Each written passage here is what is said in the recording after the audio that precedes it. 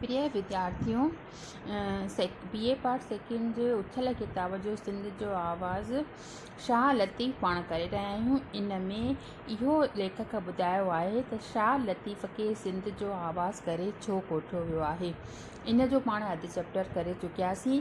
त इन में इहो ॿुधायो अथई त ईअं न आहे त शाह जेके आखियो सो ॿिया सिंधी शाइर न चई विया आहिनि, या शाह जो अनुभव ॿियनि सिंधियुनि जे अनुभव खां निरालो थियो। शाह उहो ई वणाणियो जो सचल ऐं साम्य दोहरायो। एसि ताईं पाण पढ़ियोसीं। उन खां पोइ नेक्स्ट असांखे लेखक ॿुधाए थो त हिन में चए थी त लेकिन शाह ऐं ॿियनि ॿिड़नि सिंधी शाइरनि में वॾो तफ़ावत, वॾी भेट आहे त लात साॻी आहे, बात में फेर आहे। शाह जे हर हिकु बैत में सिंधियत जो अक्स नमूनदार आहे, माना चिटियल आहे। शाह जे वाता सिंध जी आत्मा थे पाण ॿोलियो। शाह ऐं सिंध जो, शाह ई सिंध जो आवाज़ आहे।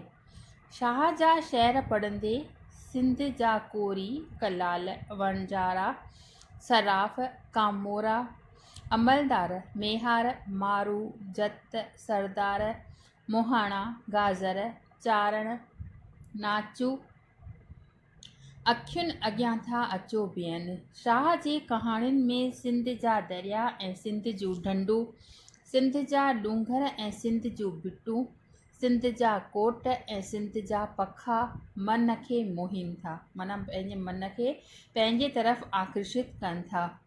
ॿियनि सिंधी शाइरनि वटि इहो माल मुयसरु कान्हे। मतिलबु ॿिया जेके शाइर आहिनि उन्हनि पंहिंजे देश जी वाखाण त कई आहे, पर अहिड़े नमूने न जहिड़े नमूने शाह साहिब कई आहे।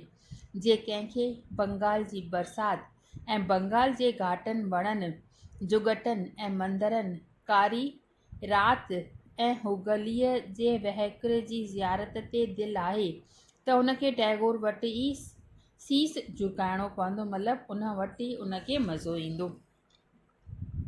साॻिए पर जंहिंखे सिंधियत ऐं सिंध जो दर्शन दीदार करणो आहे तंहिंखे शाह जो दर भेटणो आहे। मतिलबु टैगोर वटि त उहो ई वेंदा, मतिलबु पंहिंजो जेको देश जो आहे कवि, उहो उन देश जी सभ्यता खे, संस्कृति खे चङी तरह चिटे सघे थो, पर जंहिंखे सिंधियत जो ऐं सिंध जो दर्शन करणो आहे तंहिंखे शाह मां ई मज़ो ईंदो। उनखे शाह जे दर ते ई पंहिंजो शीश झुकाइणो पवंदो। अॻिते ॿुधाए थो त शेक्सपियर जे नाटकनि मां इंग्लैंड जे नर नारियुनि, पखियुनि ऐं जानवरनि, गुलनि ऐं गाहनि जी शायदि एतिरी समक न पवे जेतिरी कि शाह जे शहर मां सिंध जे पुराणनि चीज़ुनि बाबति पवे थी। सिंध जे उठनि खे शाह अलाए जे घणनि नालनि सां यादि कयो आहे। सिंध जे गाहनि मां शायदि ई को रहिजी वियो हूंदो जंहिंजो ज़िक्र शाह पंहिंजे शहरनि में न कयो हूंदो। नेक्स्ट ॿुधाए थो त ॿी ॻाल्हि त शायदि शाह ई युगानो माना अकेलो शाइर आहे जंहिंजा लोक गीत ऐं लोक कहाणियूं कंहिं ॿोलीअ जे साहित्य में अवल दर्जे ते मुमताज़ हुजनि।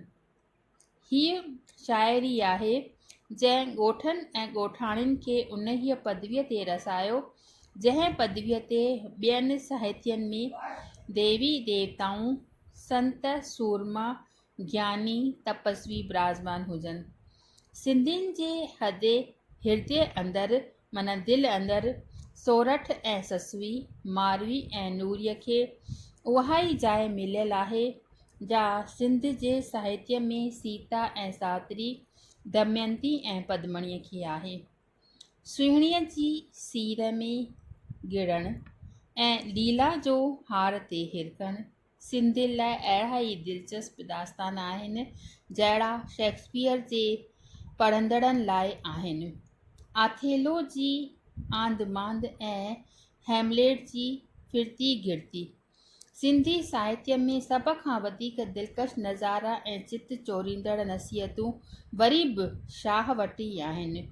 ॾिसो दरिया जो नज़ारो सुर सुहिणीअ में ऐं ॿाहिरीं सूंहं जो ज़िक्र सुर मूमल में, सील सत जी सारा ऐं वतन जी हुब सुर मारवीअ में, फटियल दिलि जूं आहूं ऐं दाहूं सिंध जी वारी ऐं डूंगर सुर ससूअ में, सिर जी सट ॾियण ऐं सुखनि जी सर अंजामी सुर सोरठ में ऐं सिंध में माछियुनि ऐं मच्छनि जो विस्तार तमाचीअ ऐं नूरीअ जे कहाणीअ में। माना इहे सभु जेके लोक कहाणियूं आहिनि उहे जेके शाह साहिब पंहिंजे शहर में दर्शायूं आहिनि उहे शायदि ॿिए कंहिं शहर दर्शायूं हूंदियूं। बसि अॼु एतिरो।